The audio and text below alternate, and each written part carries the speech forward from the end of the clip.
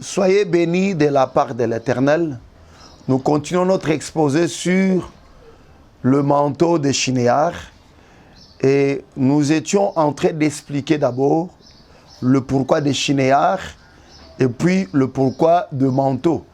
Et nous avons parlé quant à la connaissance, mais aujourd'hui, nous allons un peu changer le langage. C'est comme ça qu'en introduisant, nous allons prendre 1 Corinthiens chapitre 14, verset 6. Il est écrit, « Et maintenant, frères, de quelle utilité vous serais-je si je venais en vous parlant en langue, et si je ne vous parlais pas par révélation ou par connaissance, ou par prophétie ou par doctrine ?» Le frère Paul, au chapitre 12 ainsi qu'au chapitre 14 de sa première épître aux Corinthiens, nous expose sur les dons spirituels. Et plus précisément au chapitre 14, là il nous parle amplement sur les dons, sur le parler en langue. Et il dira aux Corinthiens, « À quoi vous serais-je utile si je venais à vous et que je vous parlais en langue sans vous parler par la connaissance, par la révélation, par la doctrine ou alors par la prophétie. » Et là, le frère Paul va nous démontrer que le parler en langue cache en soi un message, et ce message peut être prophétique, peut être doctrinal, ce message peut être une révélation, mais ça peut être aussi une connaissance. Mais sachez bien aimé que en lisant les Écritures, bien aimé, le parler de Dieu ne se limitait pas seulement aux dons spirituels. Même dans la manière de communiquer sa parole, Dieu a communiqué sa parole à son peuple, il l'a communiqué soit par révélation, soit par prophétie, soit par doctrine, ainsi que par connaissance. C'est comme ça que quand vous suivez un prédicateur, vous devez avoir aussi l'oreille exercée pour savoir si réellement il parle dans quel langage ou dans quel parler de Dieu. Et ceci n'a pas commencé avec le frère Paul. Si nous retournons dans le livre de Genèse, vous verrez qu'on nous fait voir que le jardin d'Éden était arrosé par un fleuve, mais le fleuve s'est subdivisé en 4 parties. Et les 4 parties du fleuve, c'est ce que nous appelons aussi les 4 palais de Dieu. C'est-à-dire qu'il y avait la connaissance, la prophétie, la doctrine ainsi que la révélation. Et nous, bien aimés, en parlant de Shinéar, nous avons d'abord commencé par parler en connaissance. Nous avons démontré que Shinéar, selon Genèse chapitre 10, verset 10, c'était le pays de Nimrod. Et nous avons démontré, bien aimé, qui était Nimrod. Et tout ça, c'était pour nous amener à comprendre que Shinéar, c'était le pays du péché. Et bien aimé, quand on voit Shinéar, on voit le manteau de Shinéar, on voit les péchés. Et nous avions dit que lorsque nous toucherons la tente, bien aimé, du tabernacle, et bien aimé, vous comprendrez pourquoi sommes-nous partis là-bas. Nous ne sommes pas encore là-bas. Mais aujourd'hui, nous avons préféré changer le langage et parler ainsi en révélation. Parler maintenant en révélation. Mais avant que nous parlions en révélation, nous voulons d'abord demander aux hommes de Dieu, et même à vous qui nous suivez, bien aimé, tout homme de Dieu qui se respecte, ça doit être quelqu'un qui a la connaissance de la cartographie biblique. Vous ne pouvez pas bien prêcher sur la prophétie si vous ne connaissez pas la géographie biblique. La géographie biblique, elle est tellement importante pour tout celui qui parle en révélation. Vous comprenez que notre émission, c'est la découverte prophétique. C'est comme ça, bien aimé, vous voyez que nous nous intéressons aussi à la cartographie biblique ainsi qu'à la géographie biblique. Pourquoi? Parce que dans la prophétie, si vous étiez avec nous au début, quand on avait commencé cette émission à la RTV, ça fait 2 ans, nous disions, bien aimé, que pour interpréter la prophétie, il y a 5 questions que nous devons nous poser. Premièrement, l'origine de la prophétie. Deuxièmement, le pourquoi de la prophétie. Troisièmement, le quand de la prophétie. Quatrièmement, le comment de la prophétie. Et cinquièmement, le où ou le lieu de l'accomplissement de la prophétie. C'est-à-dire que dans la prophétie, bien aimé, pour bien interpréter la prophétie, la géographie prophétique est aussi importante. Je dis bien la géographie prophétique est aussi bien importante. Voilà pourquoi, quand on parle de la géographie prophétique, on doit connaître aussi la géographie biblique, ce que j'appelle aussi la cartographie. Et bien aimé, à ce qui concerne Shinéar, si nous pouvons encore relire, quand vous prenez Genèse chapitre 10, on nous fait voir, bien aimé, que Shinéar, au départ, avait plusieurs villes à son sein. Quand vous prenez le verset 10, parce que là on parle de Nimrod, hein, au verset 9, on dit « Il fit vaillant chasseur devant l'Éternel ». C'est pourquoi l'on dit comme Nimrod vaillant chasseur devant l'Éternel.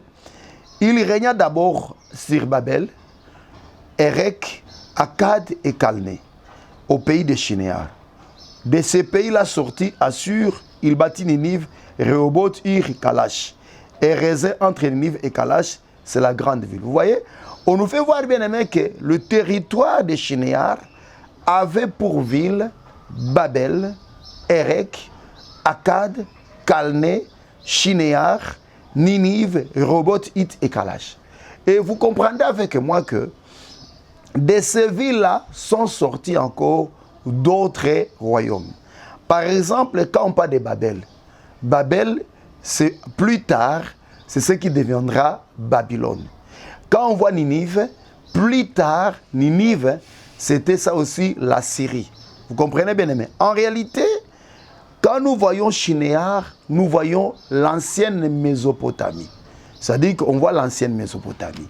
Et bien aimé, ce qu'on appelle aujourd'hui Chaldée, ce qu'on appelle aujourd'hui Babylone, anciennement, c'est ce qui était appelé Shinéar. C'est-à-dire que Shinéar, bien aimé, c'était l'ancienne appellation de Babylone ainsi que de Chaldée. C'est-à-dire qu'en parlant de Shinéar, dans Shinéar, on doit voir la Syrie, dans Shinéar, on doit voir Babylone ou Babylonie, dans Shinéar, on doit voir aussi Chaldée. Maintenant, bien aimé, si nous prenons la cartographie de Babylone aujourd'hui, nous disons, on va représenter Shinéar. Où se trouve Shinéar dans la cartographie de Babylone? Vous verrez que Shinéar, c'est au sud, c'est-à-dire en Mésopotamie, au sud de Babylone. Et là, au sud, c'est ce qu'on appelle le pays de Chaldée, hein, ou Chaldée. Et là, à Chaldée, il y avait deux villes, entre autres la ville de Ur. En d'autres termes, nous disons que Ur, bien aimé, était dans le pays de Shinéar. Or, quand vous prenez Genèse chapitre 11, nous allons lire au nom du Seigneur Jésus au verset 27, ainsi que le verset 28, on dit ceci, je commence au verset 26, on dit « Térak, âgé de 70 ans, engendra Abraham, Nakor et Aram. Voici la postérité de Térak. Térak engendra Abraham, Nakor et Aram. Aram engendra Lot. Et Aram mourut en présence de Térak, son père, au pays de sa naissance, à Ur en Chaldée. On nous fait voir bien aimé que Térak, ainsi que ses trois enfants, vécurent à Chaldée, à Ur. Ou en d'autres termes, Térak était ressortissant de Shinéar. C'est-à-dire Shinéar, bien aimé, c'était le territoire de Térak.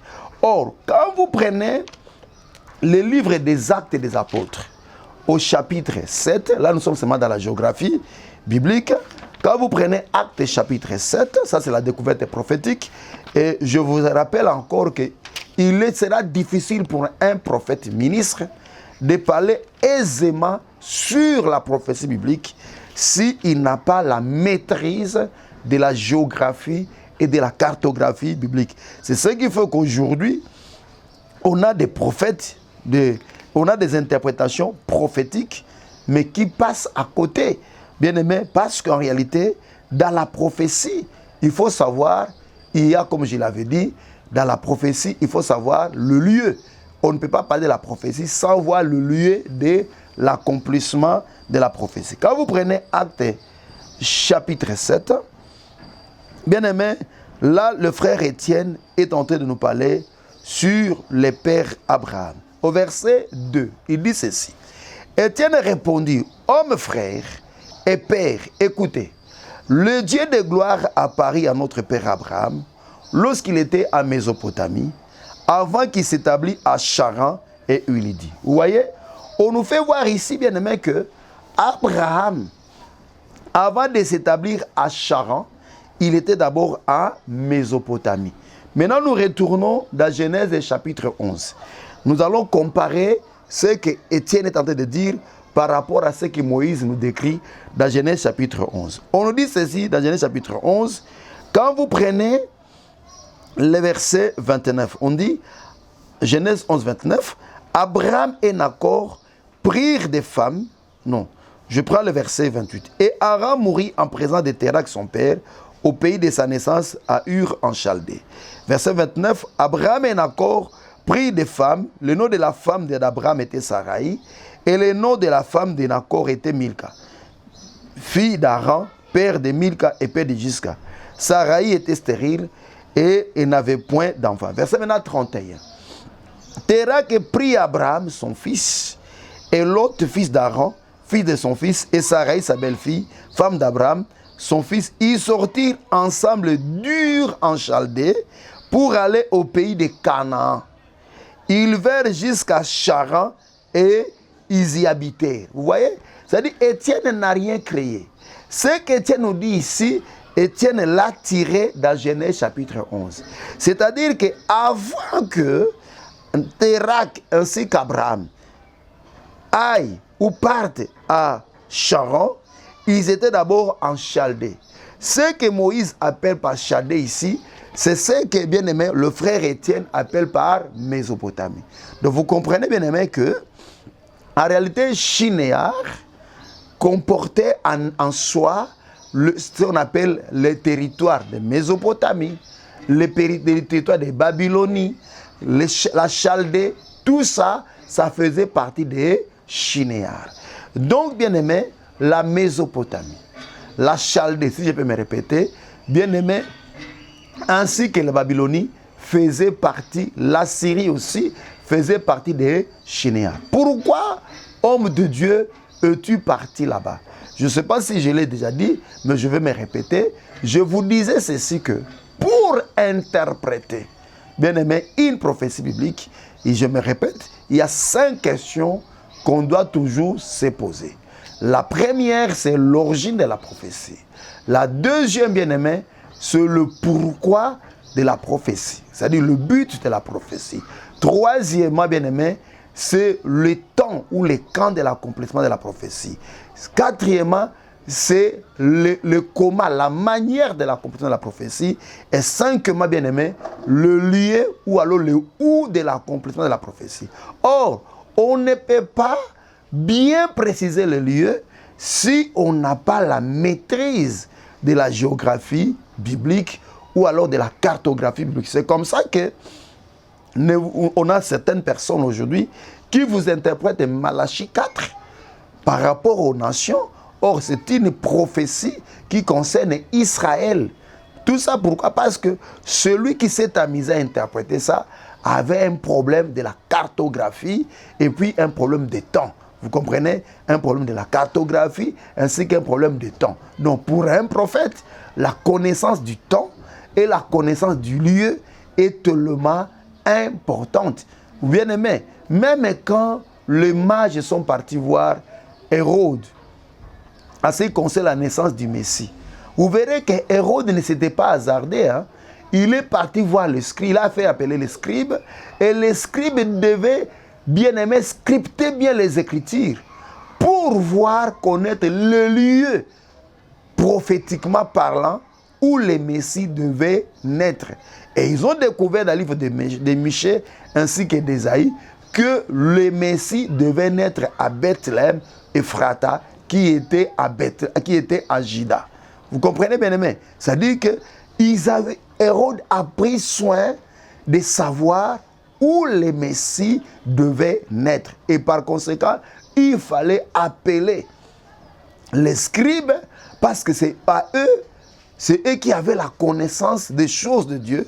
Et le scribe devait scripter bien les Écritures pour connaître d'où devait naître le Messie. C'est ça aussi avec les prophètes. Les prophètes aussi, comme les scribes, les prophètes de ministère, doivent, bien aimé, connaître la cartographie et la géographie biblique. Que Dieu soit loué. Et tout ça, pourquoi tu nous as amenés là-bas?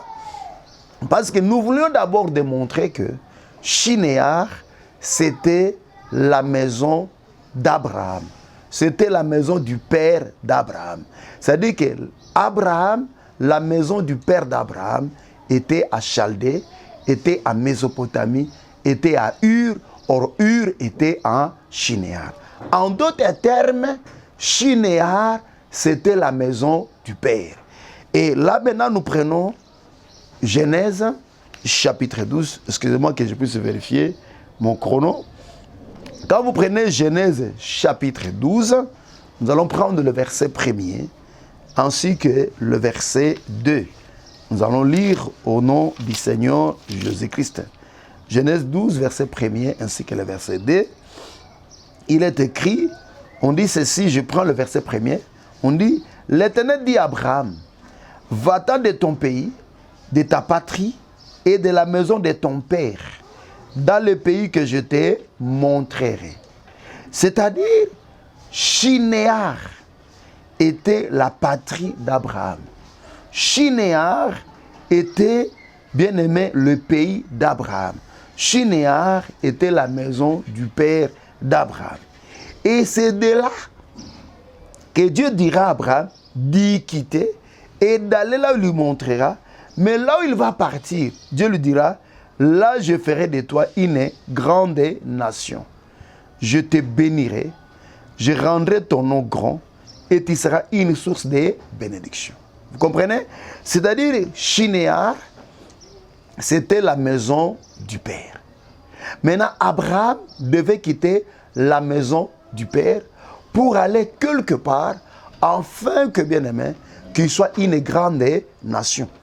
Mais vous comprenez que Genèse 12 était une prophétie par rapport à l'homme Jésus. Je retourne d'abord par rapport à Abraham. Vous comprenez qu'Abraham s'appelait d'abord Abram. Après, il était devenu Abraham. Et quand est-ce qu'il était Abraham? Qu'est-ce que signifie Abraham? Et qu'est-ce que signifie Abraham? Abraham veut dire père élevé. Par contre, Abraham, c'est le père de la multitude. C'est-à-dire que quand Abraham était Abraham, il était seul, il n'avait pas encore d'enfant. Il a fallu qu'il devienne Abraham pour qu'il soit le père de multitude. Or, en état Abraham, il était le père élevé. Or, quand on voit le père élevé, on voit aussi le lié élevé. Par là, nous comprenons bien aimé que Abraham, quand il était encore Abraham, il était dans les lieux élevés. Or, en parlant des lieux élevés, nous voyons le ciel. Là, vous comprenez maintenant pourquoi je suis parti en révélation. C'est-à-dire qu'en parlant de Shinéar, nous comprenons que le territoire de Shinéar ici, bien aimé, ça nous parlait aussi du ciel. Parce qu'en réalité, toute cette Bible parle d'abord de Jésus-Christ. La Bible dit, vous sondez les Écritures, parce que vous croyez recevoir en elle la vie, mais les Écritures parlent de moi. Bien aimé, quand je parle d'Abraham, comprenez que le monsieur Abraham ici, en réalité typifiait Christ et Jésus lui-même. Avant que je retourne dans le pays de Shinéar, à démontrer que Shinéar c'était aussi le ciel, nous prenons d'abord Ésaïe 51. Quand vous prenez Ésaïe 51, nous prenons le verset 1er. Ésaïe 51, nous prenons le verset 1er. Il est écrit ceci au verset 1er. Ésaïe 52, verset 1er, on dit, écoutez-moi vous qui poursuivez la justice, qui cherchez l'Éternel, portez les regards sur les rochers, d'où vous avez été taillés, sur le creux de la fosse, d'où vous avez été tirés. On nous fait voir, bien aimé, que nous qui poursuivons la justice, nous avons été taillés dans un rocher. C'est-à-dire que nous sommes des pierres vivantes, nous sommes des pierres, mais pour que nous soyons ce que nous sommes, il a fallu qu'on aille nous tailler sur un rocher. Mais qui est ce rocher? Quand vous prenez le verset 2, on dit, portez les regards sur Abraham, votre père, et sur Sarah qui vous a enfanté. Car lui seul, que Dieu soit loué. On dit, portez les regards sur Abraham, votre père, et c'est Sarah qui vous a enfanté. Car lui seul, je l'ai appelé, je l'ai béni et multiplié. Quand vous lisez ce texte ici, bien aimé, c'est comme si le prophète Ésaïe était en train de dire que Abraham, pas comme s'il est en train de dire plutôt que Abraham est le rocher d'où nous avons été tirés et d'où nous avons été taillés. Mais quand vous allez dans Ésaïe 63, vous prenez le verset 16. Là maintenant le frère Ésaïe dira, tu es cependant notre Père, car Abraham ne nous connaît pas. Et Israël ignore qui nous sommes.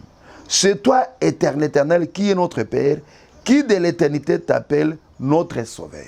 Vous voyez, ça dit qu'en réalité, l'homme Abraham, dont nous parle d'Ésaïe 51, n'était que l'ombre du véritable qui est Christ. Parce qu'il dit ici, tu es cependant notre Père, car Abraham ne nous connaît pas. Maintenant, comment est-ce que peux-tu nous dire de tirer, de projeter nos regards sur Abraham, pendant que Abraham lui-même ne nous connaît pas? Alors, quand nous allons dans 1 Pierre, chapitre 2, là maintenant au verset 4, le frère Pierre dira, approchez-vous de lui, pierre vivante, rejetée par les hommes, mais choisie et précieuse devant Dieu. Et vous-même, comme des pierres vivantes, édifiez-vous pour former une maison spirituelle, un saint sacerdoce, afin d'offrir des victimes spirituelles agréables à Dieu par Jésus-Christ. Donc nous comprenons bien aimé que les rochers d'où nous avons été tirés, c'était Christ Jésus. Et nous avons été taillés en Christ Jésus. C'est de là qu'on nous a tirés pour que nous formions une maison spirituelle qui est toujours Christ Jésus. Ceci me ramène chez le frère Salomon. Lorsque Salomon construisait le temple, vous verrez que les pierres étaient taillées sur la montagne. Or, en parlant de la montagne, nous voyons aussi les lieux élevés, nous voyons le ciel. C'est-à-dire que les rochers, les pierres qui devaient bâtir, composer la maison que Salomon construisait pour Dieu, étaient venues du ciel. Et en venant du ciel, ces pierres sont venues et ont fermé une maison spirituelle qui est encore Jésus-Christ. Parce que Jésus-Christ est lui-même le temple de Dieu. C'est là où nous disons, bien aimé, on ne peut pas faire partie de l'église si on n'a jamais été d'abord au ciel. Tout ça, il faut d'abord avoir été au ciel pour faire partie de l'église du Seigneur. C'est-à-dire, si vous n'avez jamais été au ciel, même si vous vous forcez comment, vous ne ferez jamais partie de l'église du Seigneur parce que ce n'est pas votre demeure et vous n'allez pas y résister. Que le Dieu des cieux soit loué. Donc ici, nous voyons bien aimé que la maison de Shinéar, en voyant Shinéar, bien aimé, nous voyons que Shinéar, c'était le lieu élevé, là où Abraham était d'abord Abraham. Donc il a fallu qu'il quitte Shinéar, qu'il aille à Canaan, pour qu'à Canaan, qu'il soit maintenant, bien aimé, Abraham. Là, nous comprenons, bien aimé. Parce que Canaan, c'est l'homme Christ Jésus. Et Christ Jésus comme Canaan, c'est l'homme qui a porté la malédiction à la croix. Donc nous comprenons, bien aimé, que Abraham, c'est Christ comme esprit. Donc Christ Jésus comme esprit, il était dans les lieux élevés. Il était dans les ciels. Il a fallu qu'il prenne le corps et qu'il vienne sur la terre afin que la malédiction tombe sur lui pour que nous soyons plusieurs. Lui-même il dira, si les grains de blé ne meurent pas, il reste seul. Il faut que le grain de blé meure pour que le grain de blé soit plusieurs. Vous comprenez? Or, l'esprit ne meurt pas. C'est la chair qui meurt. Donc, il a fallu que Christ puisse quitter le ciel, prendre le corps, qu'il soit formé un corps et qu'il puisse mourir à la croix pour que, bien aimé, nous soyons sauvés. Donc là, nous comprenons que, en parlant de Shinéar, nous voyons le ciel, et en parlant de Canaan, nous voyons seulement Christ qui prend chair. Il devient Canaan pour que nous soyons, pour qu'il puisse mourir et que nous soyons sauvés. Que le Dieu des cieux vous bénisse. Je crois que vous êtes en train de me saisir. Maintenant, ici, on nous fait voir. Dieu dira à Abraham, quitte ta patrie, quitte ton pays. Je commence par là. Or, Jésus-Christ en venant, il dira, je suis le pain descendu du ciel. C'est-à-dire que Jésus, comme le pain, sa patrie, c'était le ciel. Or, Jésus, c'est Boaz. Or, la patrie de Boaz, bien-aimé, c'est Bethléem. Or, Bethléem, c'est la maison du pain. Et là, je vais maintenant toucher la famille. Je ne vais pas toucher la famille d'Elimelech parce qu'on n'a pas assez de temps. Mais nous verrons, là, je vais prendre Naomi. Vous comprenez que Naomi avait sa patrie. Naomi avait son pays. Le pays de Naomi, c'était Bethléem, la maison du pain qui est le ciel. Mais pour que Ruth soit sauvée, il a fallu Naomi qui était délice, qui était Éden. Parce que Naomi veut dire délice. Or, Éden veut dire aussi délice. C'est-à-dire, il a fallu que Naomi, or, la Bible dit, fais de l'éternité délice et donne ce que ton cœur te veut. Il a fallu que Naomi quitte d'abord le ciel, qui est Bethléem, et que Naomi puisse descendre à Moab, et là, que Naomi soit Mara, malédiction, Canaan, pour que, bien aimé, Ruth soit sauvée, et que Ruth puisse retrouver, puisse monter, bien aimé, à Bethléem. Vous verrez que Naomi, en descendant, il a perdu Maclon, Kilion ainsi qu'Elimelech. Or, Elimelech, Maclon et Kilion, c'était toujours Naomi elle-même. Elle était restée seule. Mais en retournant, Naomi n'est pas retournée seule. Elle est retournée avec Ruth. C'est ça le grain de blé qui est descendu seul, mais en retournant, le grain de blé, en réalité, va retourner avec nous tous ici, un peuple nombreux. C'est ça aussi Joseph, qui est parti en Égypte, bien-aimé. Il est parti seul, mais en mettant au monde de Manassé ainsi qu'Ephraïm, Joseph pouvait dire, Dieu m'a fait oublier la maison de mon père et il m'a rendu fructueux. Quand on voit Ephraïm, on voit la multitude. Vous comprenez? C'est comme ça que Jacob lui dira que Manassé sera un peuple et Ephraïm sera deux peuples. Je crois que jusque-là, vous me comprenez. J'avais dit qu'on a changé de langage. Là, nous parlons maintenant en révélation. Donc, nous voyons bien aimé que, en parlant de Shinéar, nous voyons que le Shinéar, dans le langage prophétique, dans le langage de la révélation, Shinéar nous montre le ciel. Où, bien aimé, il y a un manteau qui a quitté là-bas pour apporter la bénédiction.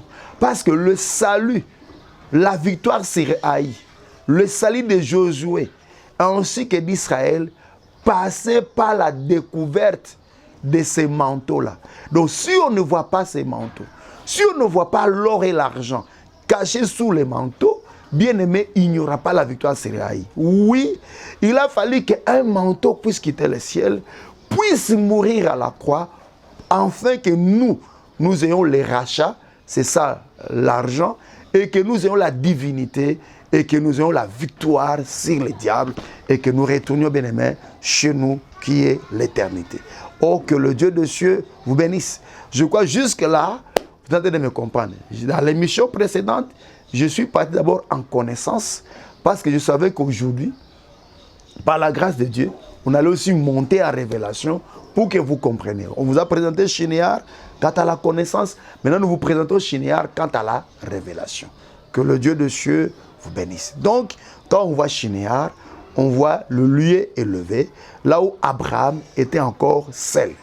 Mais il a fallu qu'Abraham quitte ce lieu pour qu'il puisse aller à Canaan, pour qu'il devienne Abraham.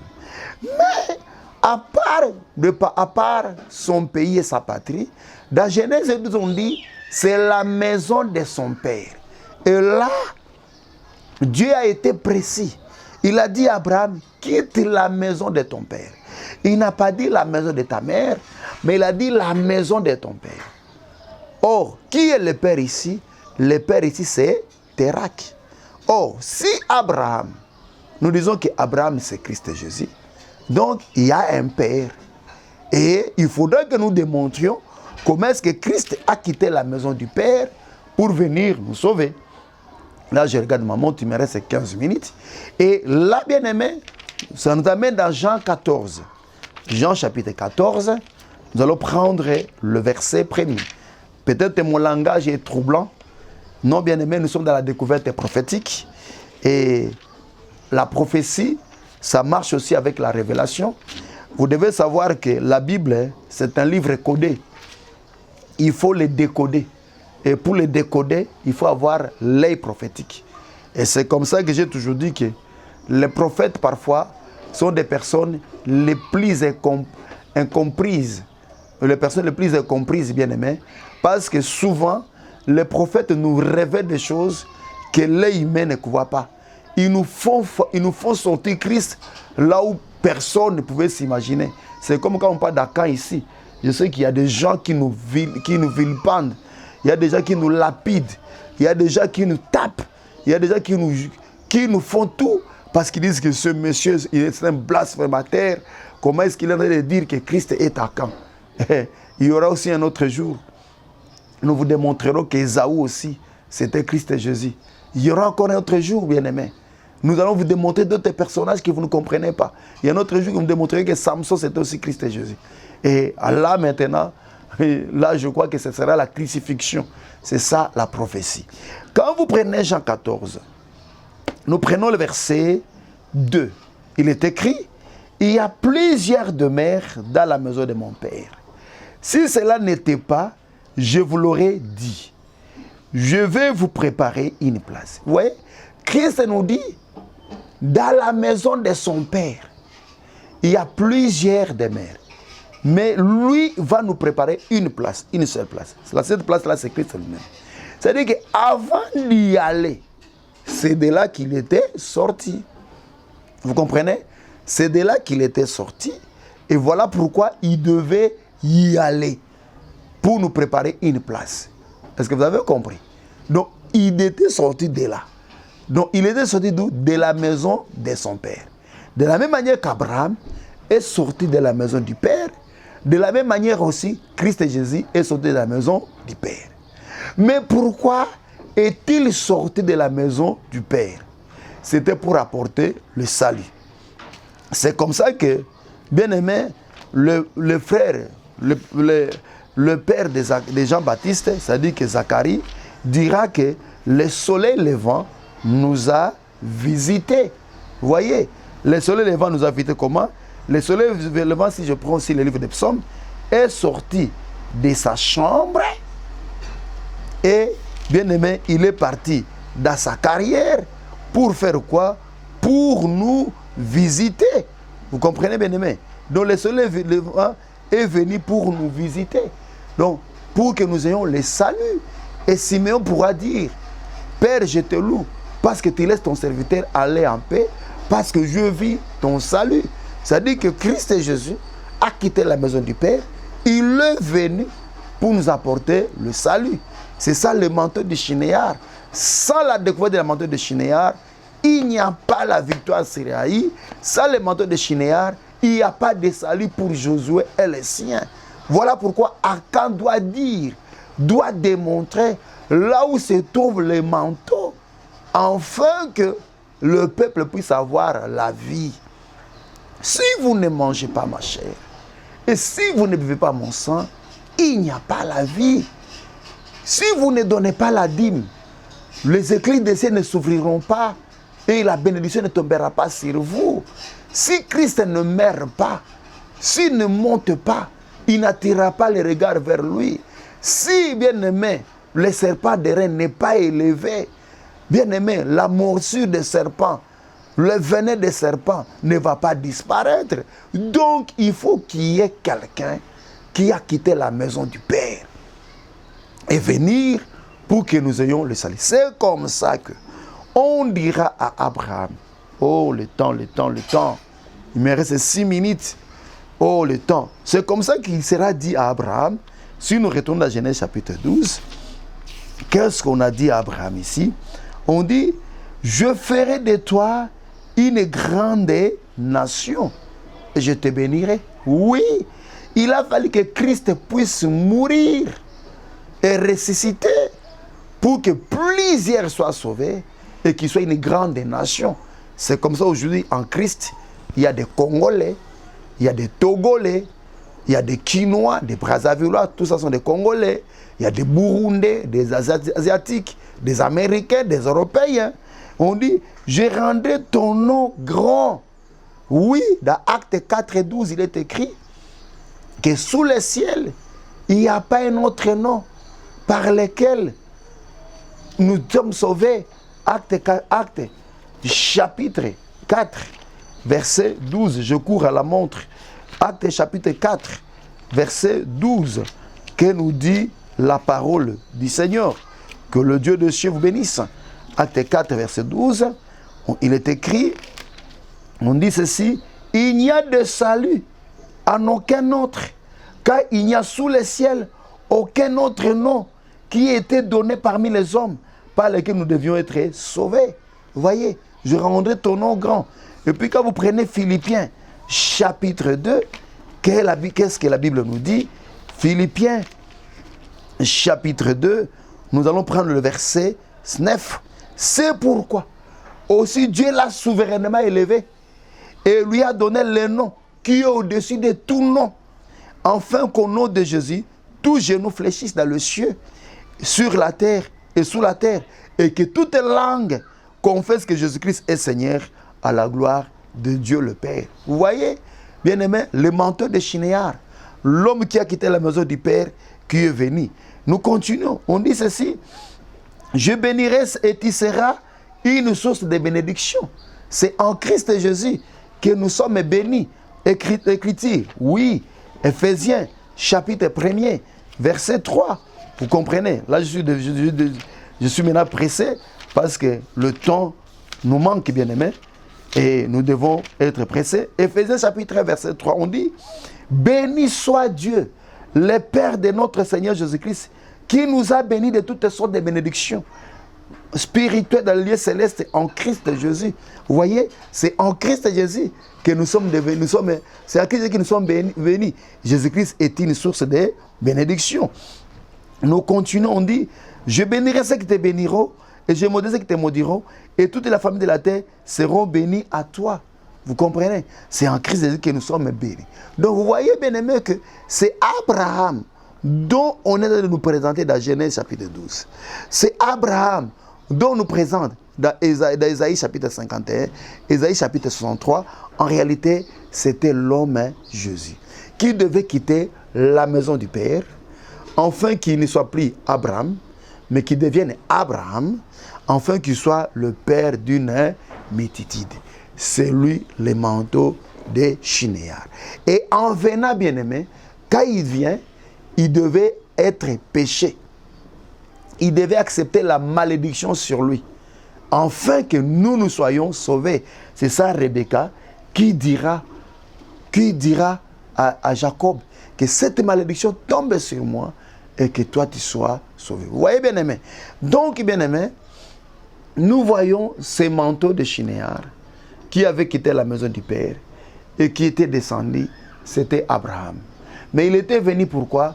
Pour qu'il ne reste pas seul, mais pour qu'il soit tout un peuple, pour qu'il soit deux peuples, pour qu'il soit une grande nation, et qu'à travers lui, les nations de la terre, les familles de la terre soient bénies. Sans ces manteaux, il n'y a pas la victoire, il n'y a pas la vie. C'est Jésus-Christ qui est notre manteau de Shinéar.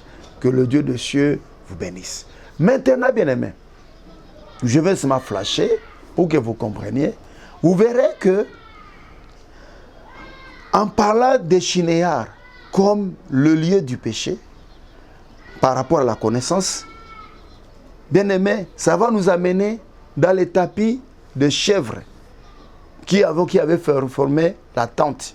Or, cette tente-là, c'était ça, bien-aimé. Cette tente-là, c'était ça aussi, bien-aimé, la maison.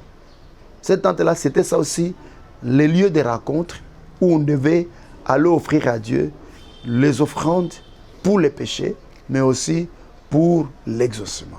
Donc, on a changé un peu le langage. On a voulu nous démontrer, bien-aimé, Shinéar par rapport à la prophétie, mais Shinéar par la révélation, mais Shinéar aussi par rapport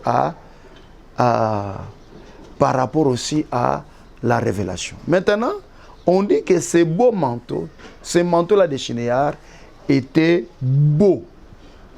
Et nous ne voulons pas anticiper les choses, nous ne voulons pas vraiment courir, parce que là, je crois qu'il nous reste quelque chose comme 5 minutes. Alors, dans la prochaine émission, nous viendrons parler maintenant sur la beauté. Pourquoi ces manteaux-là étaient beaux. À d'autres termes, nous dirons c'est que Abraham aussi était beau. Et nous viendrons expliquer c'est quoi la beauté. Et après, si nous finissons l'émission prochaine à expliquer sur la beauté, l'émission qui suivra là, nous ferons maintenant la jonction, nous ferons maintenant le parallélisme entre ce que nous avions dit par rapport à la connaissance et ce que nous avions dit par rapport à la révélation pour aller chiter dans le tabernacle et vous présenter l'homme Jésus comme le manteau de Shinéar. En d'autres termes, quand on voyait le tabernacle, quand on regardait le tabernacle, au-dessus là, ce qu'on voyait, c'était le manteau de Shinéar qui était au-dessus. C'est-à-dire que le tabernacle lui-même, sa tente là, c'était le manteau de Shinéar. Et c'est sous cette tente-là qu'il y avait le rachat, il y avait aussi la divinité. C'est-à-dire c'est sous cette tente-là qu'il y avait l'or, qu'il y avait l'argent, qu'il y avait aussi l'or. Et c'est là, bien aimé, que le souverain sacrificateur entrait une fois là pour couvrir le péché. Mais aujourd'hui, nous avons un souverain sacrificateur qui est entré une fois pour toutes avec son sang, bien aimé, pour nous accorder la vie. Et vous nous accordez le pardon ainsi que la vie. Que le Dieu de cieux vous bénisse. Nous, c'est votre frère, Ariel Kipuani-Tchotcho. Je crois que nous ne sommes plus étrangers, vous nous connaissez. Nous sommes ministres de Dieu dans l'assemblée de Kitega, numéro 50, dans la commune de Barumbu. C'est-à-dire que nous sommes entre l'avenue Bokassa ainsi que l'avenue Bakongo, parce que là, la route c'est à sens unique. Donc quand vous prenez les transports, vous faites comme si vous allez vers Gombe, vous allez vers le grand marché, et vous demandez, si vous venez de loin, vous demandez au receveur de vous faire descendre sur l'avenue Kitega. Nous sommes au numéro 50. Numéro 50, c'est la 4e parcelle après Bokassa, quand vous descendez vers Barumbu. Et si vous partez par Kassai, vous demandez qu'on vous montre là où se trouve la mosquée de Kitega. Et nous sommes au niveau, à partir de la mosquée, vous demandez numéro 50, vous allez nous trouver. Et nous nous réunissons chaque mercredi à partir de 17h jusqu'à 19h30. Chaque vendredi, 17h à 19h30. Et puis chaque dimanche, nous sommes là de 9h à 12h. On a modifié un peu notre programme de dimanche. Au lieu de 8h30, nous commençons maintenant à 12h. Nous commençons maintenant à 9h plutôt. Nous sommes là de 9h à 12h. Donc si vous venez, vous allez nous trouver là-bas. Et c'est là où nous nous réunissons. Et puis chaque jeudi, on a des forts moments, on a des moments intenses, des forts moments de prière. Chaque jeudi de 16h à 18h30. Ce sont des prières fortes que nous faisons et nous laissons aussi les dons de Dieu se manifester. Donc si vous venez à 16h, nous sommes là. Votre humble serviteur reçoit chaque jour, c'est-à-dire chaque lundi, chaque mardi, de 7h30 à 9h, et puis chaque lundi, mardi, et puis chaque jeudi et vendredi. Je me répète, lundi, mardi, jeudi, vendredi, nous recevons de 7h30 à 9h. Et puis nous avons culte matinal le même jour, le lundi, le mardi, le jeudi et le vendredi. Pourquoi on n'a pas culte matinal le mercredi? Parce que nous avons nuit de prière chaque mardi à partir des 0h jusqu'à 3h. Donc si vous voulez venir prier avec nous la nuit, vous êtes aussi les bienvenus et le Dieu des cieux va vous visiter. Nous avons notre page Facebook, Tchotcho Kipuani. Vous pouvez vous abonner sur notre page. Et puis vous pouvez vous abonner et puis vous mettez notre page en favori. Et à tout moment, quand nous postons nos prédications, vous allez nous suivre. Dans notre page, il n'y a rien d'autre que nos prédications ainsi que nos programmes. Donc si vous entrez dedans, vous allez suivre toutes nos prédications et vous serez édifiés. Pour vos requêtes, vos prières, vos supplications, notre numéro est là, plus 243 80 87 87 418. Plus 243 80 87 87 418, que ce soit pour ceux qui sont à Brazzaville, à Kinshasa ou ailleurs, appelez-nous et nous sommes là. Nous allons prier pour vous. Si vous voulez aussi nous aider, vous voulez aussi nous soutenir financièrement, sur le même numéro, nous avons aussi Orange Money. Vous pouvez aussi nous contacter et le Dieu de cieux vous bénira. Nous remercions les bien-aimés Muchele et nous remercions tous, et nous vous remercions vous tous, et nous remercions tous ceux-là qui intercèdent pour cette émission. Que le Dieu de cieux vous bénisse. Ciao.